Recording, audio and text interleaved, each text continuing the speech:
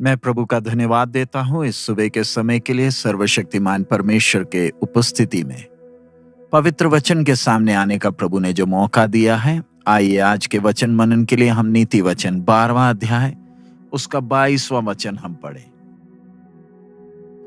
झूठों से यहोवा को घृणा आती है, परंतु जो विश्वास से काम करते हैं उनसे वो प्रसन्न होता है। हम सब पवित्र परमेश्वर की उपासना करते हैं जो सत्य से प्रसन्न रहता है। मनुष्य ने जब परमेश्वर से बलवा किया, सर्वशक्तिमान परमेश्वर चाहता तो मनुष्य को उस गिरे हुए हाल में बर्बाद होने के लिए अनंत काल के लिए छोड़ सकता था, लेकिन हम परमेश्वर के प्रेम भरे हृदय को देख सकते हैं कैसे वो आदम और हव्वा को ढूंढकर बगीचे में आए, लेकिन उन्होंने अपनी गलती को ना मानते हुए उन्होंने अपने आप को, अपने पाप को छुपाने का प्रयास किया। और वो मनुष्य का गिरा हुआ स्वभाव आज भी हम मनुष्य में प्रतिदिन देख सकते हैं। वो झूठ का सहारा लेता है अपनी गलतियों को, अपने पाप को छुपाने के लिए, और परमेश्वर और मनुष्य के सामने अपने आप को समझदार कर कर दिखाता है। लेकिन यहां पर परमेश्वर का वचन साफ साफ कहता है कि किस प्रकार सर्वशक्तिमान परमेश्वर झूठ से घृणा करता है। इसलिए परमेश्वर जब मनुष्य के साथ व्यवहार कर रहा है, बार बार परमेश्वर चेतावनी देता है कि परमेश्वर पवित्र है और परमेश्वर चाहता है कि मनुष्य भी परमेश्वर की तरह पवित्र हो, तभी वो परमेश्वर से संगति कर पाएंगे। परमेश्वर ने इस्राएल की प्रजा को इसलिए चुना था ताकि वो उनके सामने पवित्र जाति कर कर ठहरे। परमेश्वर ने उन्हें अपना व्यवस्था भी दिया था, और हम देखते हैं कैसे परमेश्वर उन्हें आज्ञा देता है कि वो पवित्र रहे, क्योंकि परमेश्वर भी पवित्र है। पवित्रता ही परमेश्वर से संबंध रखने वाला एक विषय है, और इस्राएल की प्रजा को एहसास भी हुआ कि पवित्रता के बिना वो परमेश्वर के नजदीक नहीं जा सकते। एक मनुष्य जो गलतियां करता है वो कभी भी अपने आप पवित्र हो नहीं सकता। इसलिए लेवी व्यवस्था 20वें अध्याय के 8 में सर्वशक्तिमान परमेश्वर स्वयं कहता है, और तुम मेरी विधियों को मानना और उनका पालन भी करना, क्योंकि मैं तुम्हारा पवित्र करने वाला यहोवा हूं। जब एक व्यक्ति सर्वशक्तिमान परमेश्वर के चरणों में एक टूटे हुए दिल के साथ आता है और अपनी गलतियों को स्वीकार करता है, हमारा दयालु प्रभु उसे क्षमा करने के लिए तैयार है और परमेश्वर के उस सिद्धता तक बढ़ाने के लिए, मदद करने के लिए तैयार है, क्योंकि परमेश्वर चाहता है कि उसके लोग सच्चे और सिद्ध बने जैसे परमेश्वर सिद्ध और सच्चा है।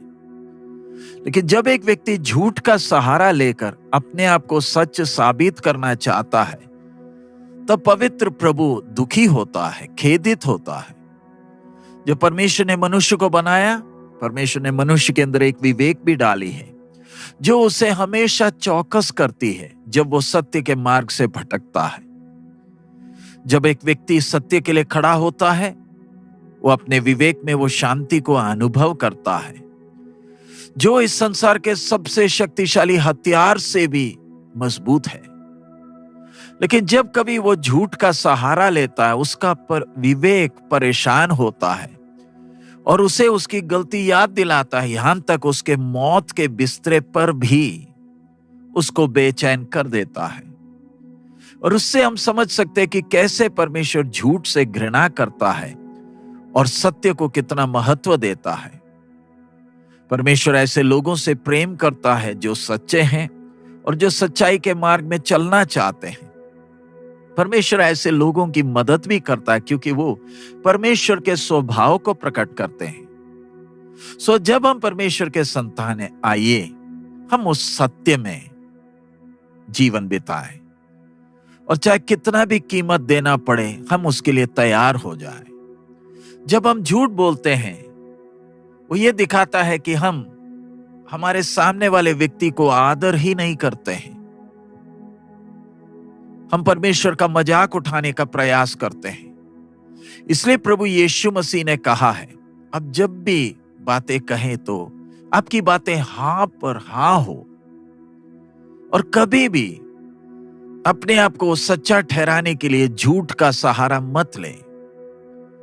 जब हमारे सामने ऐसी परिस्थिति आ जाती है, जब हम सत्य को बोले और लोग स्वीकार ना करें, तो सबसे अच्छा है ऐसी परिस्थितियों में हम चुप या खामोश रहें।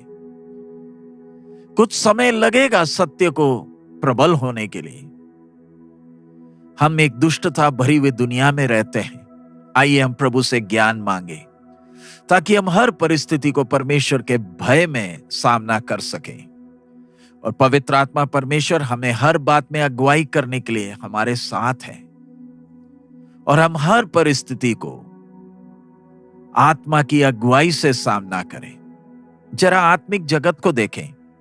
आजकल अपने आप को विश्वासी कहलाने वाले बहुत से लोग भी सत्य में चलना उनके लिए मुश्किल है, क्योंकि उनके लिए कठिन लगता है। शैतान भी सुसमाचार के सत्य को दबाने का प्रयास करता है अपने झूठ के द्वारा।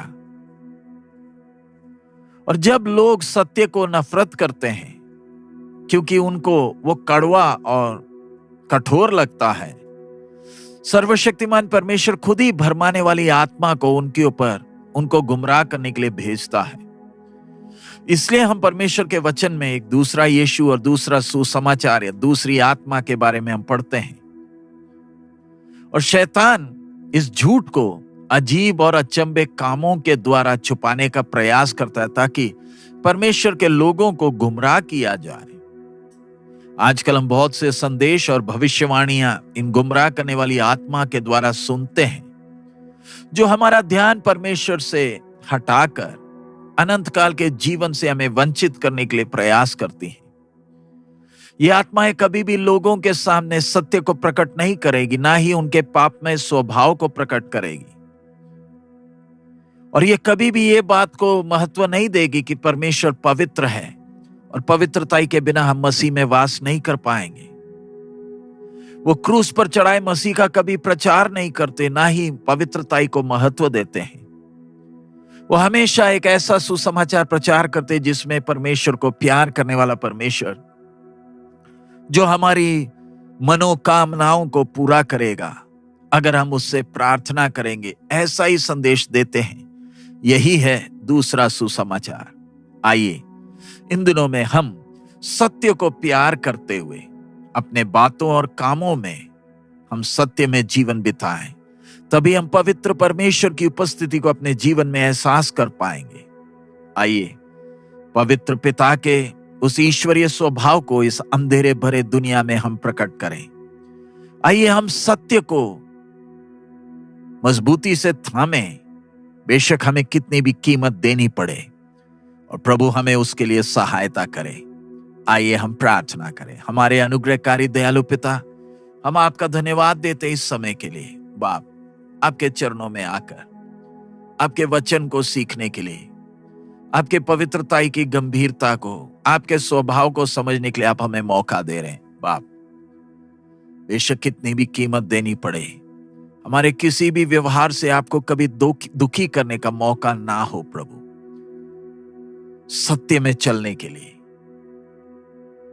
पवित्रताई में चलने के लिए हम एक एक को मदद करें। हमें बल, ज्ञान और समझ दे ताकि हम शैतान की युक्तियों और परीक्षाओं को समझकर जयवंत हो सके। आपकी आशीष हम एक एक पर बनी रहे। यीशु मसीह के मधुर नाम से हम मांगते हैं, आमीन। प्रभु हम सबको बहुत आयत में आशीष दे। हमारा प्रभु अति शीघ्र आ रहा है। मारा ना था।